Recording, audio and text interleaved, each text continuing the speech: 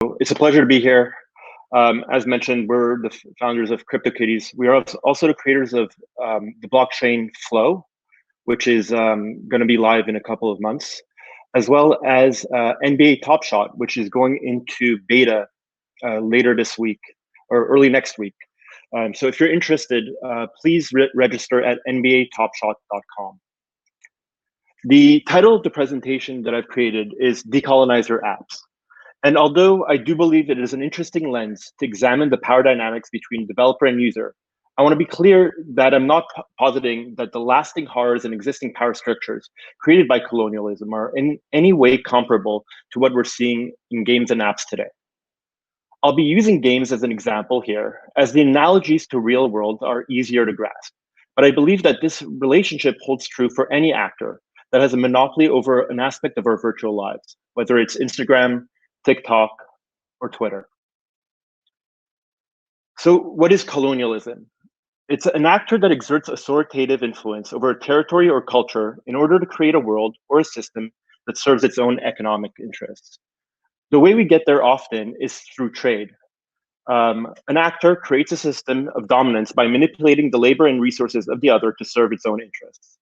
Through thousands of years, this is how nations came to be ruled and subjugated by imperial powers. In the contemporary virtual worlds, this is a relationship users have with games. A simple way to think about democracy is to think about who has control. A self-determining democratic environment is one which control is in the hands of the people. For this to be achieved, certain functions must be in place: citizen participation, equality, accountability, transparency, and economic freedom. These all amounts to a user being able to have self-determination. Today, the rulers of our digital worlds, in which we spend a ton of time in, impose a system of governance over our communities of players, which ultimately only serves the interest of the developer. Developers in digital games are controlled through economic and psychological incentives.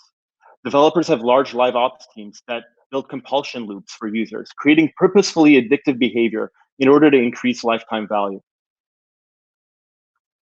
In these virtual worlds, players have no rights to the assets they purchase. The gun they've invested hours of gameplay or thousands of dollars to acquire can be nerfed and rendered useless, or their currency they've been mining for months can become devalued. If you look closely at the terms of service of any game, you'll notice that the players have no rights to the assets purchased within these games. They're merely leasing them from the developer. The more our lives become virtual, the more power we give to companies, the more we are robbing ourselves from the power of self-determination. Now, we can't blame these companies. The fact of the matter is the underlying structure of the internet was built in such a way that this is the only real power dynamic that could be had between a developer and a user. A game, its rules, its users' data all lives on the company's server. This means only the company can control the game, and they are therefore de facto dictators. Blockchain as a paradigm changes this by providing the possibility of self-determination and self-governance. Citizen participation can exist through DAOs. Equality, accountability, transparency, through a database that is visible to the entire world. And economic freedom through the true ownership of digital assets. On a blockchain, state, which is user base, code, and data, are shared across hundreds or thousands of computers. The developer can step away from the game or app entirely, and the assets will continue to exist. Blockchain also allows for an interesting feature, which we call true ownership. For the first time, a user can own their digital assets. Rather than these assets living on a company's servers, they'll live in your own account. You can do what you want with them, sell them, trade them, take them to other apps. No one can take them away from you, even if the company goes away. This creates economic freedom. Blockchains also support smart contracts, which are an immutable set of rules or promises that can never be changed. They allow for the following features: accountability. A developer can make a set of promises to a user as it relates to the digital assets the user acquired. For example, its power or its scarcity. It can also create a set of rules which can be the foundational building blocks for a virtual world and lock those in. For the first time, users are afforded digital rights that are locked into code.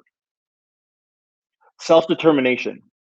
The combination of immutable rules and a shared database means that any developer or community member can add functionality to a game permissionlessly without platform risk. And any user can choose to take those assets within that app while staying connected to the community of the main game. This creates self-determination. Citizen participation. One of the most interesting avenues that has yet to be explored with decentralized games is the concept of DAOs, decentralized autonomous organizations. Through smart contracts, players and other stakeholders can be able to democratically vote to elect leaders or vote on specific changes to the virtual world they live in, without the need of a central authority. With DAOs, the stewards of these virtual worlds would be directly accountable to their users and be responsible for building in their interests. Now, we're really just at the beginning of this, but with CryptoKitties, which we launched about 2 years ago, we've already seen some of the benefits these primitives afford us, both both coming to the user, but also to us as a developer. The aspect of true ownership and the base set of rules that are locked in stones. In the case of CryptoKitties, which was having 50,000 cats that we were able to sell, allowed users to capture a ton of value. CryptoKitties is the first game in history where 75% of the revenue accrued to the users. We generated $7 million in sales, while our users generated over $20 million.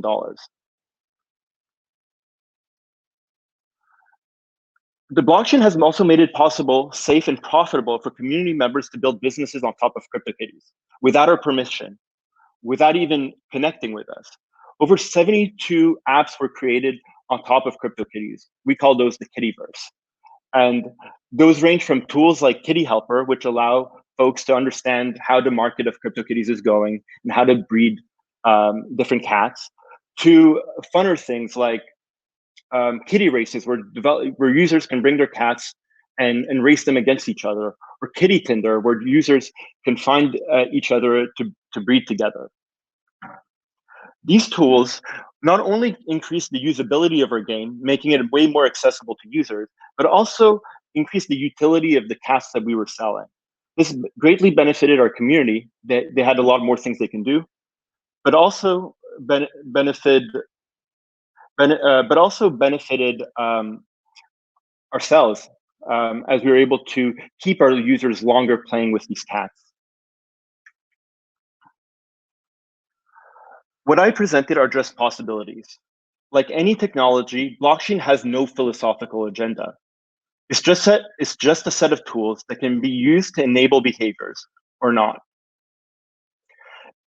If we are going to be living our lives in digital worlds, I posit that these worlds should be worlds where we have self-determination, where the majority has control, where the functions of democracy can exist, and where we are free from authoritarian power. Otherwise, it means living in injustice. We're at a crossroads. It'll be easy for us to fall into the existing structures that we know and are comfortable with, especially as game developers. A challenge I'd like to pose to those who are interested in our industry is, rather than taking current games and virtual worlds and adding blockchain elements to them, let's examine the basic building blocks that blockchains affords us to create worlds where users have democratic rights. Let's rethink from the ground up what these virtual worlds and games could look like. Thanks for taking the time to listen to me. If you have any questions, please hit me up in the Q&A or email me. I'd like to take the remaining time to silently go through a couple of slides that would, given the context of where our society finds itself, I find are important to share.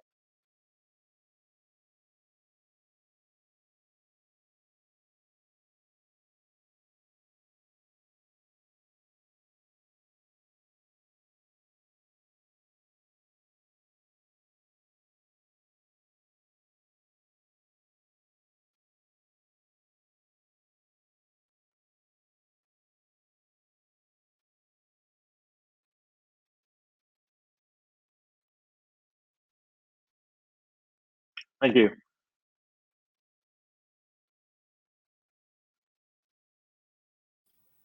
Thank you so much, Mick, for this. Thank you both for the presentation and also for highlighting some of the very important things that we should all pay more attention to. Thank you for highlighting the causes we can all support. Next up, we have Nicolas from Sorare, a fantasy football game that tokenized some of the world's most famous football players, including most recently Diego Maradona. Nicolas, the stage is yours. Thank you, Anastasia, and hi, everyone. So yeah, as you said, Sorare is a mix between a fantasy soccer game and a trading card game. So basically, the high-level overview is that you need to have a card that represents a football player to play a fantasy game. So a game that relies on the performance of the players on the pitch. And yeah, to give you a bit more context about what we are building. First of all, I need to go a little bit back and about this human behavior of collecting, and we love to collect things as human beings for centuries, and we collect things for many reasons, because we want to be part of a group, because we want to make profit, we want to achieve a collection. It's a huge industry, and when you look at what are the main drivers for collecting, scarcity is a key element of it. It's not everything, but it's important to value a collectible.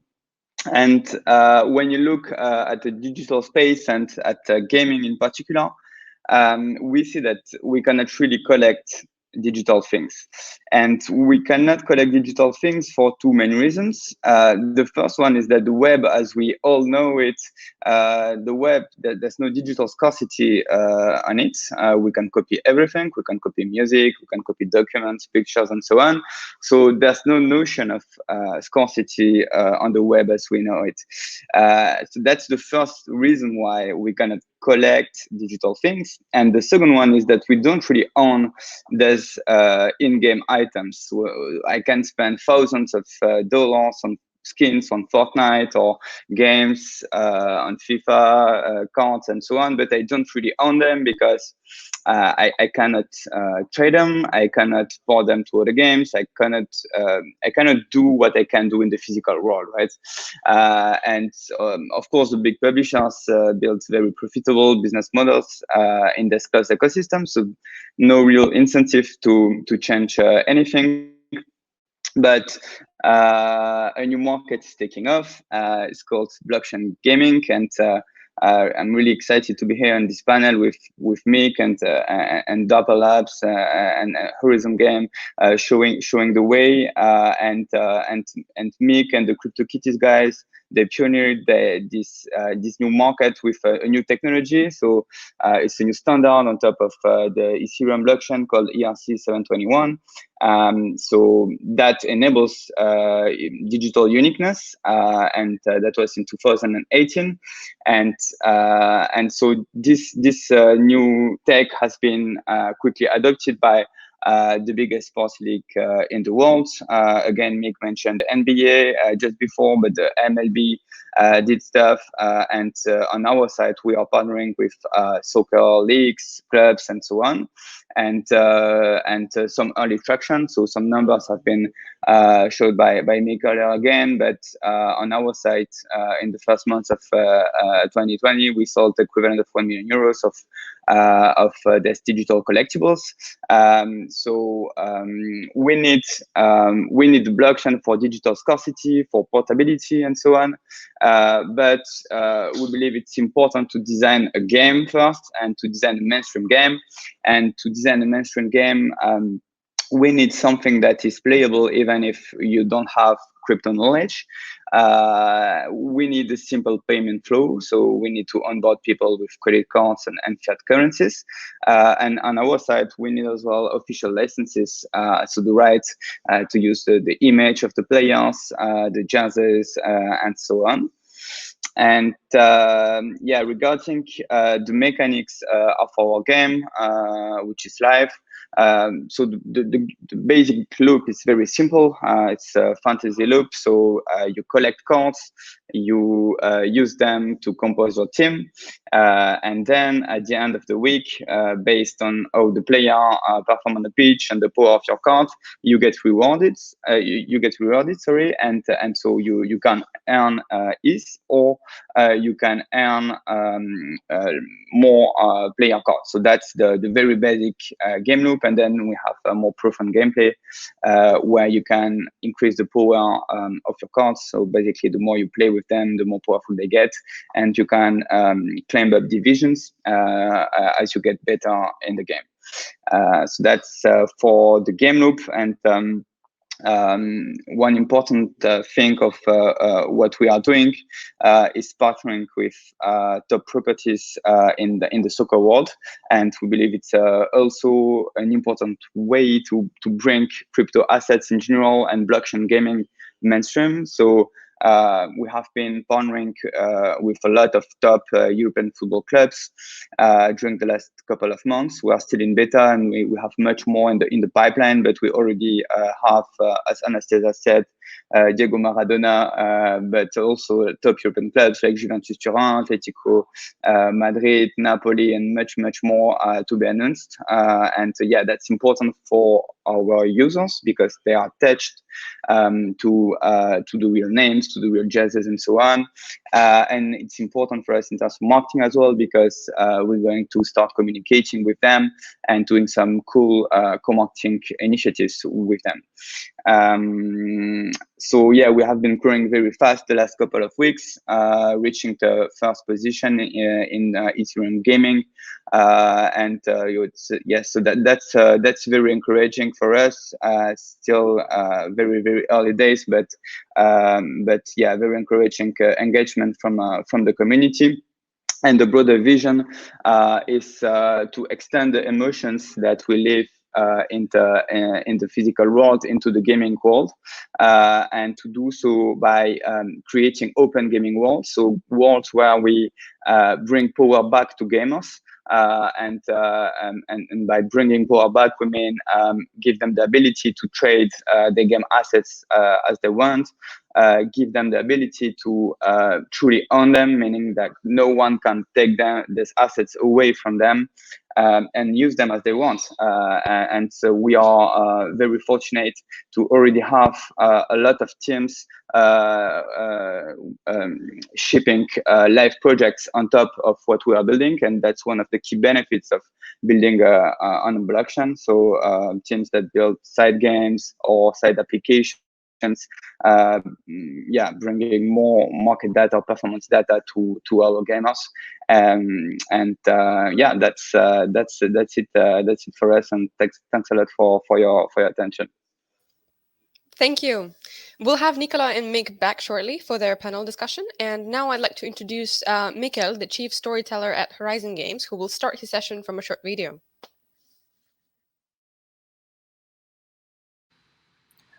We are Horizon Blockchain Games, an infrastructure company on a mission to pioneer a new dimension of gaming.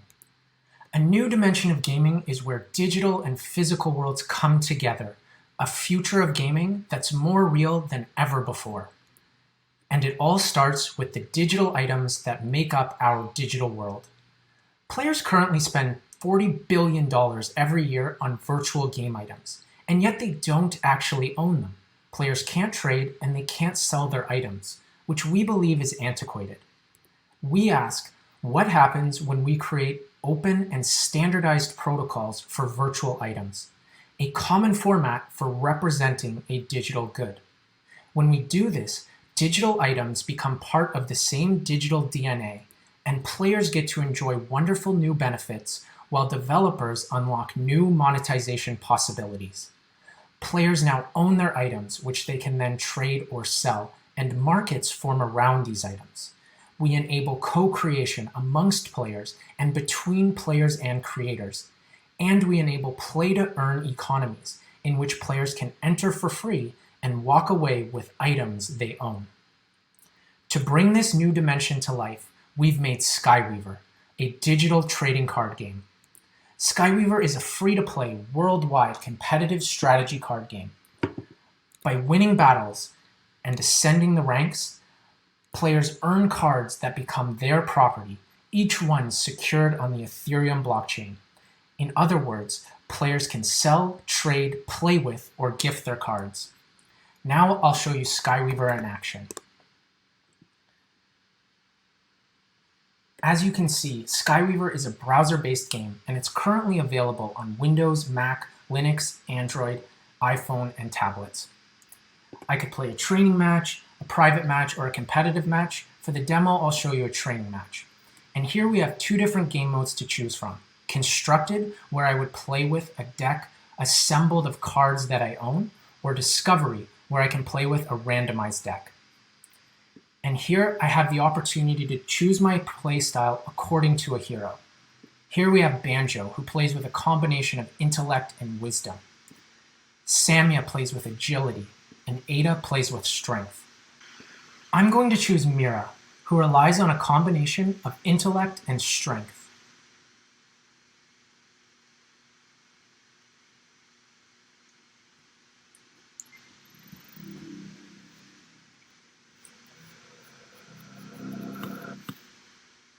To start, I'm met with a screen where I choose the first 4 cards that I would like to see in my hand, and we guide players with a little purple glow to suggest what are the best cards to choose on this screen. Now, the main objective of Skyweaver is to defeat your opponent's hero, in my case Major Domo, by bringing their health from 32 all the way down to 0, and of course they're trying to do the same to me and bring my hero down to 0. Now, in my hand, you can see all of these different cards. I currently have 5, each one with unique mechanics and artwork. Now, B Unit is a card that I can play as evidenced by being highlighted in green.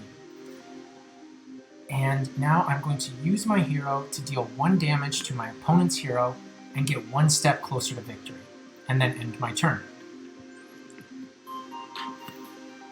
Now, my enemy has played a character called Grunk.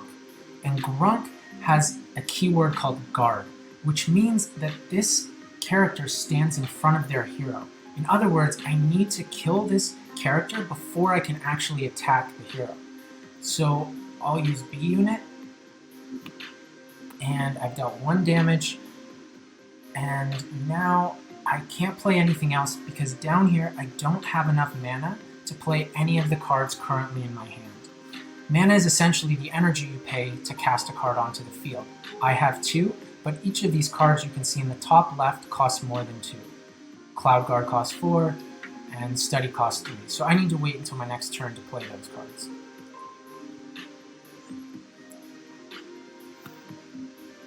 Now, over here on the right, I can click on my deck to see what cards remain in there. It won't tell me the order I'll receive the cards, but it does let me know what I have left. So now I have 3 mana, which means I can play any one of these 3 cards. And I'll play Leonidas. Oh, and he comes with an attached spell called Zap. So this is one of the elements that makes Skyweaver really dynamic, is that the creatures and the heroes come with attached spells. And these spells are one-time use cards. So using this, I can deal 1 damage to that creature that has guard. And now my opponent's hero is freed up to attack. Now, rather than playing an entire game, which takes usually around 10 minutes, I'm going to concede the match to show you some of the other awesome features in Skyweaver. Now, you can see I didn't earn any experience points because I lost and I conceded, but had I won the match, I could have won XP and leveled up. As mentioned earlier, the cards you win and pay for in Skyweaver are blockchain items. And we've built an Ethereum wallet contextualized for gamers right into the game. I'll click on my library to show you all of the different cards that I own. And you can see they all appear here, while they also show up in the built-in Ethereum wallet that exists right in our game, to make it super user-friendly for players. So if I open up my wallet, I can click on Chromecast and Coldozer and Emberwolf, and I can click send, and what I'm going to do is I'll actually send these items as a gift to my girlfriend. So the next time she logs into the game, she'll receive via notification that I've gifted her these cards. And now I'm going to show you the Skyweaver market, where players can easily buy and sell with one another on a peer-to-peer decentralized exchange. So let's say that I want to buy Darkroon. I just click add to order and Firemander and Fungi, and then I click review order down here. I can adjust the quantity of them and click confirm buy, and then boom, go ahead. I've now made the purchase, and I now own all of these cards as blockchain items. They are truly my property. And furthermore, I could go ahead and I could sell my different cards. So I could go ahead, sell Flashbang and sell Ivy, and then I review my order and click confirm sell. And this time I'm earning 252 Arcadium coin. Arcadium coin being the stable coin cryptocurrency that allows users to transact across the network. So a player can come on, use their credit card, and buy Arcadium coin, which they can then use to transact with. And if they ever want to, they could actually cash out their Arcadium coin into the fiat currency of their choosing using a third-party exchange. Now, we can also buy full decks ranked by their ability.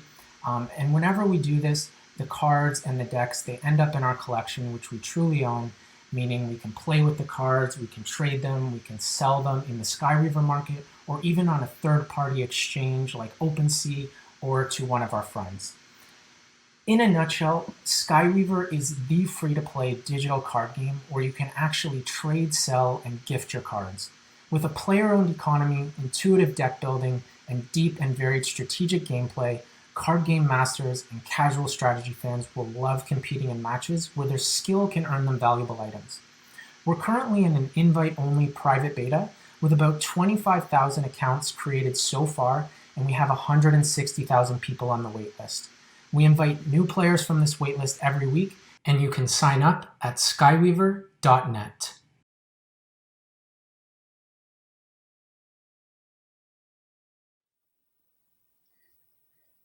Perfect. And now we have Michael back on for his talk.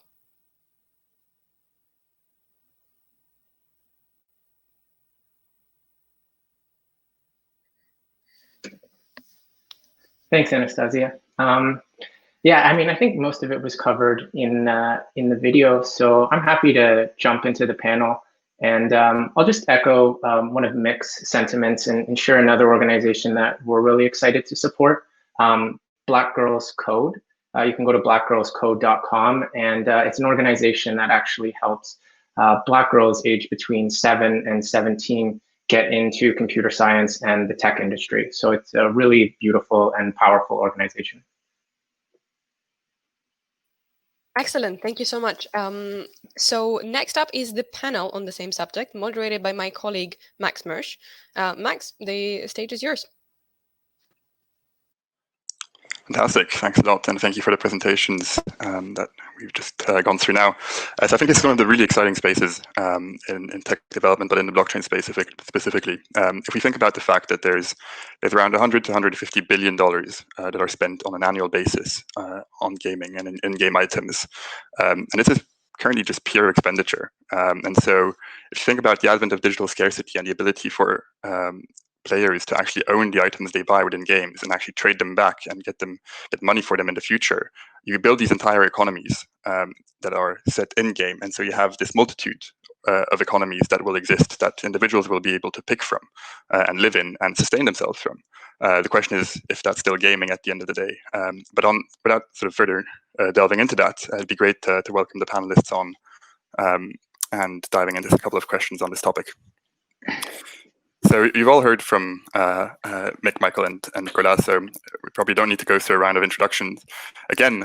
But one of the core questions in this is sort of looking back at the history of development of gaming in general with technological trends would be to dive into the question of sort of new waves of technology have generally brought on new game studios and new types of games, fundamentally usually driven by a new type of behavior on the gamer's side.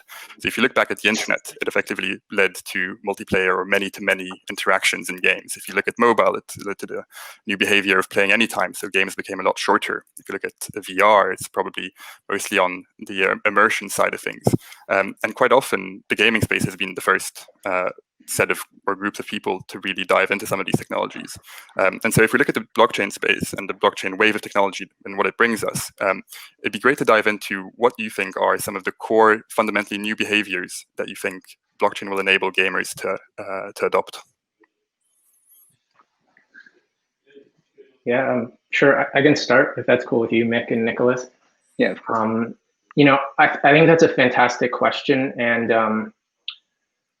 I'll talk about the new player incentives that we're seeing with blockchain games. And I think Mick and Nicolas each touched on a few of them. But if you look at traditional games, there are sort of three major incentives and for purchasing something, and that would be status, utility, and just the hedonistic pleasure of purchasing something.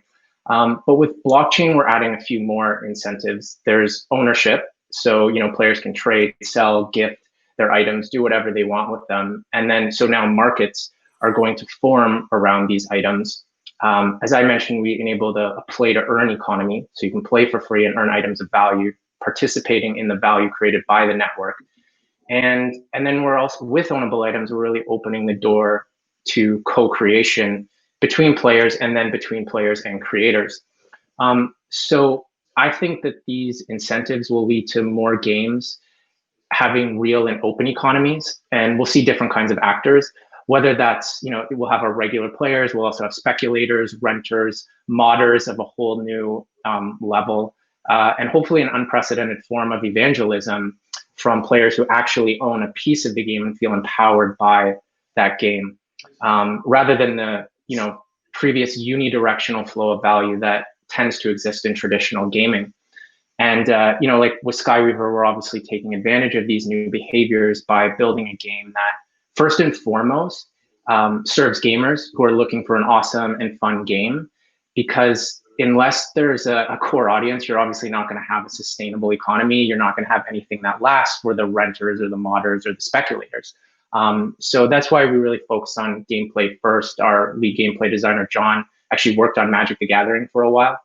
And yeah, we're really, you know, so like by playing Skyweaver, you can play for free and win items that you own, you can trade, and you can sell. And we're excited to see how markets form around those. And by making it free to play and accessible for everyone, regardless of their financial standing. Yeah, I think that's really, really well said. One of the concepts one of the analogies we look at is essentially when you're creating a game or when you're creating assets, they're essentially Lego blocks. And what you're doing is you're as a game developer, what you want to do is create these Lego blocks, give them initial functionality so a community can kind of grasp them, form around them, have stuff to do with them, but then really give enough surface area for others to build around that. And so you can essentially have this wonderful ecosystem of all these different archetypes of players that Michael mentioned to kind of grow and blossom. I think one of the things that Fred Wilson, one of our lead investors at USV, told us early on, which is the smartest people live outside your company. And so if we can give them the tools to add to our communities, that's how we all win. Totally. Yeah. So I mean, a lot of the main things have been said, but maybe if I should summarize, I think that in terms of new behaviors, I think that digital collecting is a key one because it's uniquely enabled by this, you know, unique collectibles, and it was not really possible before. I mean, it was technically, I mean, it was possible to trust an existing game publisher and to collect these game items, but you have no certainty about the real scarcity, and if the publisher disappear, your game items, they disappear as well. So I think that this new behavior of collecting unique collectibles is something very strong, and was maybe the first new behavior.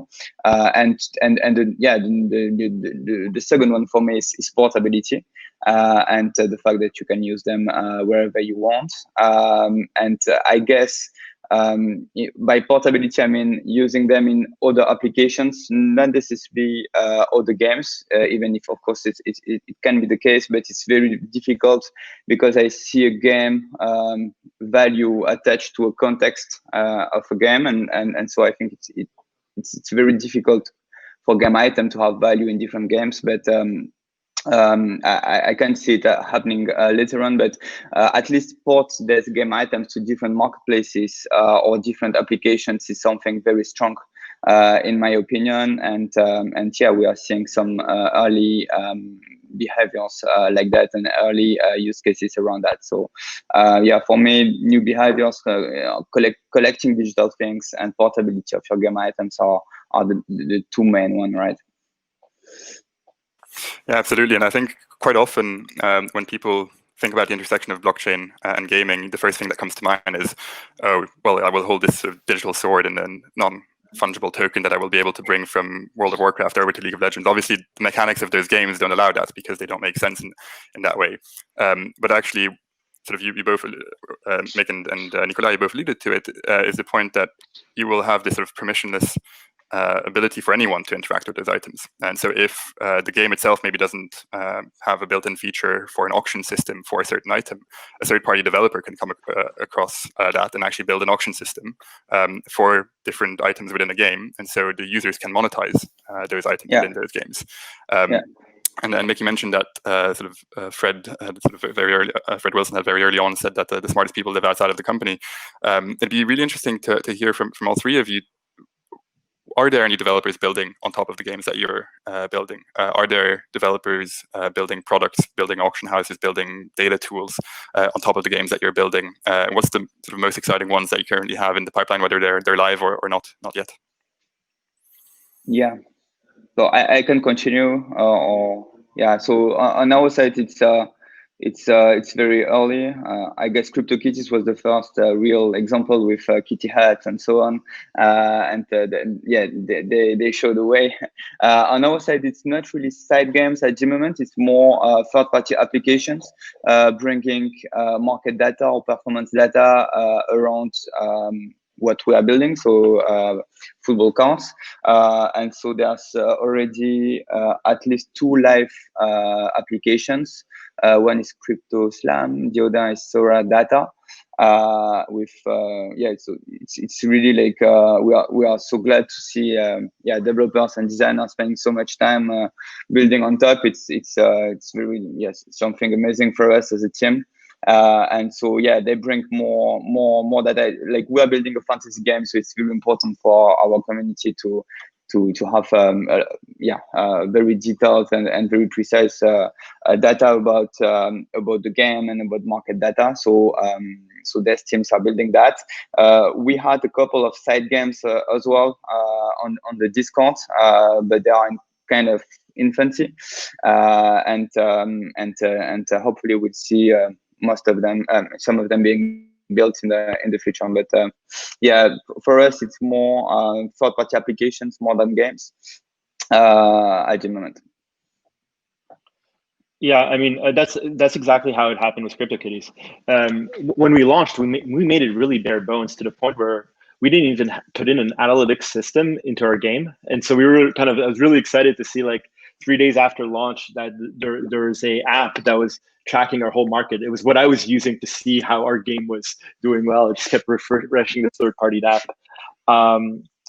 Afterwards we had kitty hats. Kitty races is one that I really liked. There was a third-party app where you take your cats and you race them against other cats. And what they did is they used the genome of our cats to have different probabilities of winning. And so there's this gene called Cloud White that they decided would make you have a much higher probability of winning. And all of a sudden we saw a run in the price of cloud whites in our ecosystem. So even though we couldn't directly monetize from it, we made money. Our different some of our users made money. There are people who became traders of these cloud whites or breeders of these cloud whites. So it really just created this huge ecosystem. I think that was really exciting to see.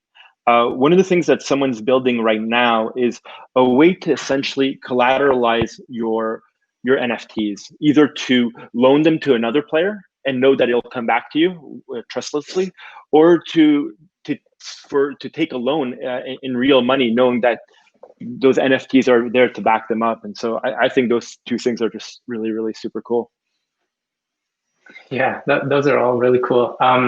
With Skyweaver, it's really exciting because even though we're only in private beta, which means it's invite only at this point, you need a code to access. We already have like this group called BattleDAO, which is building decentralized tournament matchmaking and payout system. And then like there's another one called Skyweaver Dex, which tracks data on the game and the cards. Sky Academy, which actually teaches people how to become skilled at Skyweaver. And we've had a number of community tournaments organized by a group called Sky Champions. And we're seeing users talk about creating rental systems for once we are in open beta and anyone can play at that time. And, you know, like, I find it really exciting, this intersection about empowering players and creators. So, you know, we also, like all of our Skyweaver game is built on our technology stack, and that'll give developers tools as well. And so like giving players the opportunity to earn value from the networks they participate in, and then giving developers the tools to build their own worlds and networks with open economies. And it's like, you know, you talked about the interoperability of game items, Max, you know, between like, I think you said World of Warcraft and League of Legends. Mm-hmm. And while I think that might be, you know, a few or more years away, trying to predict what will come in the future, to me, it's like trying to predict Airbnb and Uber back in '93. Like we just didn't know what would happen, right? And I often reflect on how this three-dimensional reality that all of us live in could be a blockchain-powered virtual reality game. You know, like we own items, we own skins, and we can trade and sell them. And so the creativity we see in this physical dimension is astounding, and we're really excited to see how the creativity evolves in this new dimension of gaming as we give players and developers the tools to explore. Yeah, absolutely. And when you mention the tools for developers, but also for the gamers themselves, and indeed maybe the shift from that sort from World of Warcraft to League of Legends might not happen, but what we certainly will see is more interoperability for players themselves between games. If you think about the idea that for a lot of games, it takes a lot of grinding, a lot of hours, a lot of effort to get your character up to level that's appropriate, or that sort of feels rewarding for you to continue playing, it's very hard for that player to then shift over to another game. And instead, if you have the ability to monetize whatever you've built and whatever you've grinded through over the past years, and you're able to, at some point, decide, okay, I want to try this new game, I'm going to sell what I have in this game and be able to have a head start in this new game, the portability from game to game of players, not of items, is actually going to increase quite radically. But from a game developer or game studio's perspective, as yourselves, does that potentially take away some of the lock-in effects that games had previously? And how do you battle that? How do you ensure that you don't lose players jumping from one game to another on a whim? I mean, I think that's about, first and foremost, building an amazing experience for players, and then it's added incentive to continually evolve that environment so that people keep wanting to come back. And I think the ability, like that open economy, the ability to enter and exit is actually a very attractive feature of games. And I think it will actually encourage retention because the users, for the first time, will be sharing in the value created by the network. And therefore, I think will then further evangelize that network and further want to contribute to it because they're seeing this direct benefit. You know, it's just like if I were to buy a jacket in the physical world, like I can wear it in my friend's backyard as a style statement, or in a different environment like a forest that's snowy to keep myself warm. And if I can use it if it has multiple utilities, I'm more likely to purchase a jacket from that manufacturer again. So I think the more we empower and reward our users, and I think more and more brands will do this, the the deeper and more mutually beneficial relationships we'll have with our communities. Yeah, I absolutely echo that sentiment. I don't think anything's ever been gained by trying to lock someone in. One of the things we noticed with CryptoKitties, and this is beyond we like split up our cohorts into people who had crypto before and people who had never owned crypto. And with those users, we still saw ARPDAUs that are 3 to 4 times higher than you usually see in normal games. And so I think that, and a big reason for that is folks were not seeing this as spend. They were seeing it more as value transfer. Even though most of them are not going to end up selling those items, in their mind, it's akin to buying art or something that I can retrade. And just having that mental switch, I think, just adds a lot more value. So yes, people may be able to sell all their items when they leave, and someone will benefit from that, and we can't sell those items to someone else. But at the end of the day, there's something more and different being created here. And I think, like, if we project 20 years into the future, it won't even be a question. It'll be, of course, all this time that I invested in this virtual world, I can sell that. That's stuff that I've created. Mm-hmm. Yeah, no, that's very interesting, and I definitely share what you just said, and we have the same feeling from the reasons why our communities, in buying this assets, because they feel that they can do whatever they want with them, and but I still feel that it's very early days, and we as an industry we have something to do for more mainstream users to get what is digital scarcity, what is true ownership, and so on, and when we had a look at the profiles of the early guys buying into Sorare, even if we have more and more people buying with fiat, so we still see that a lot of them are developers or technical people, and they get kind of the subtleties of what's a blockchain item, what's a blockchain good, and why it is scarce, and why I truly own it, and I think we have a lot of things to do in terms of narrative, in terms of design, in terms of UX, so that someone who really never heard about blockchain, gets that he truly own and truly own something that is scarce,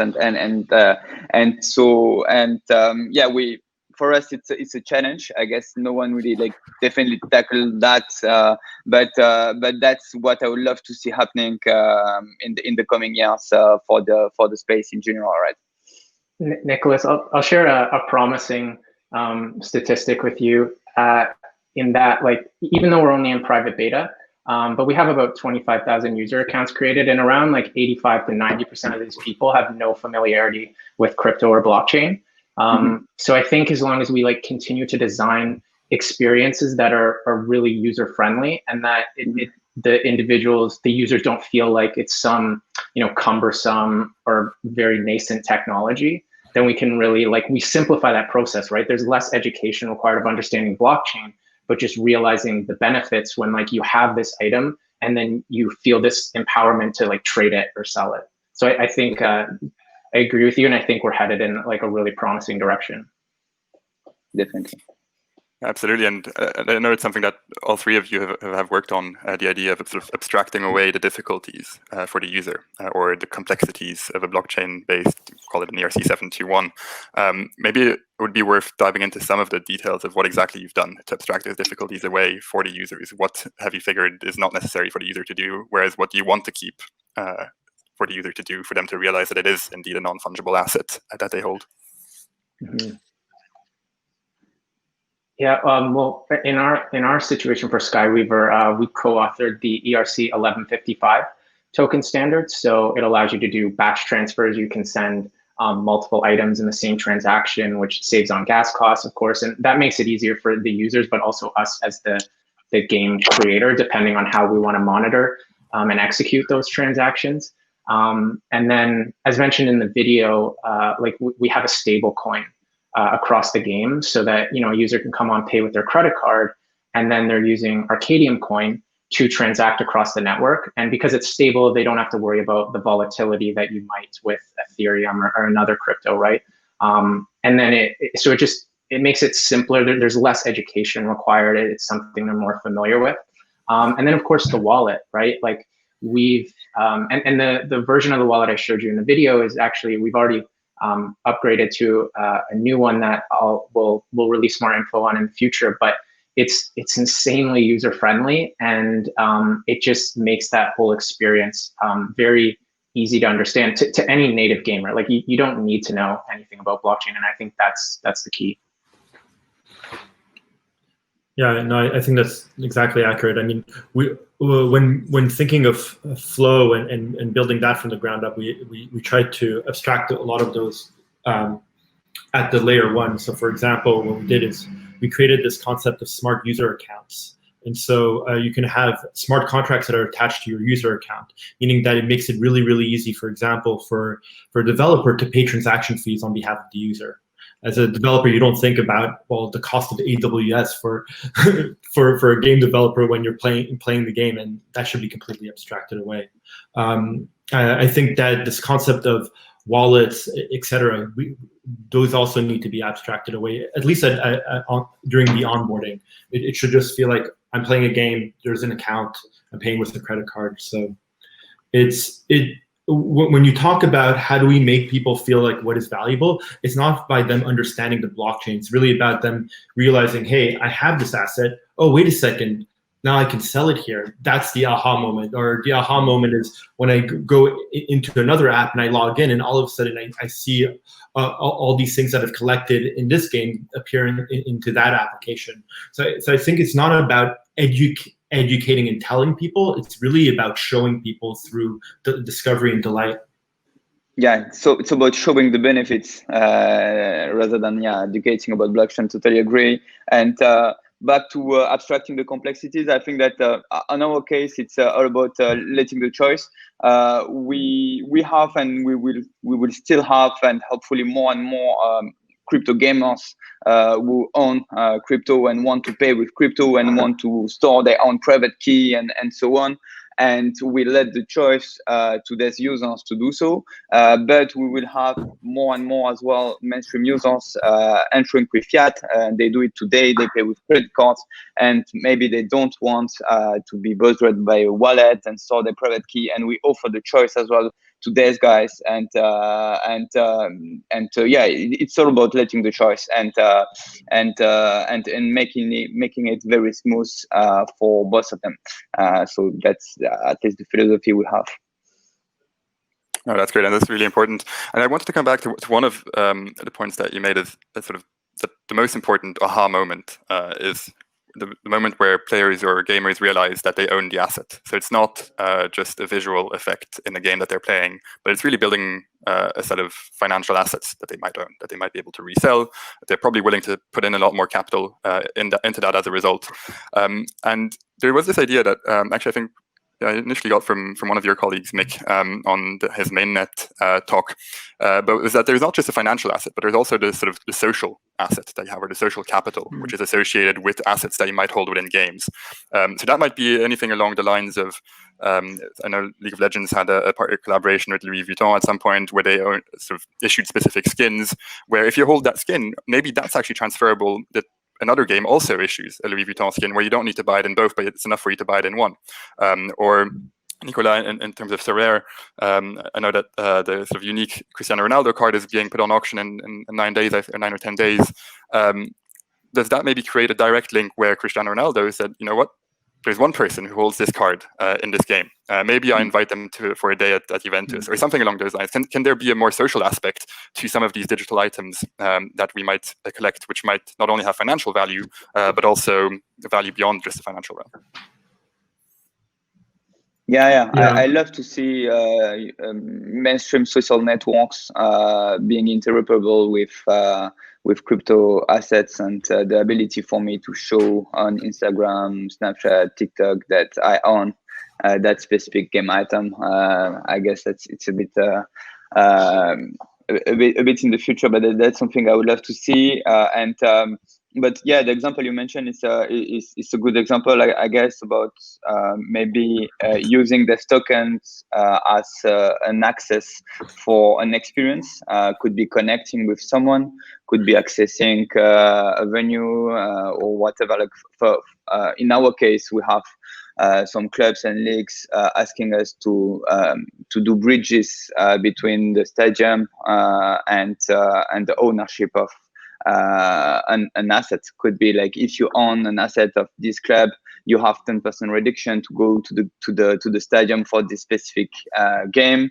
So that's a tool for them to fill the stadium, and that's an important revenue stream for them. So yeah, these are just other examples of how you can use your assets outside of the game, and better connect with your passion in the real world, I would say. Yeah, no, I absolutely agree. I mean, we think of a lot of it in terms of like proof of fandom, and what's cool is like because you truly own it. In a sense, you can over time you can monetize it, right? Like, I've done all these things because I'm a huge fan of I don't know, Metallica before it was cool, and all of a sudden I'm over it, but I can, all that value and like fandom that I've accrued, I can sell to someone else. One of the things that we did early on with CryptoKitties is we had these community members who went really above and beyond to help other players be successful on CryptoKitties. They set up our Discord channels, they set up YouTube tutorial videos, etc.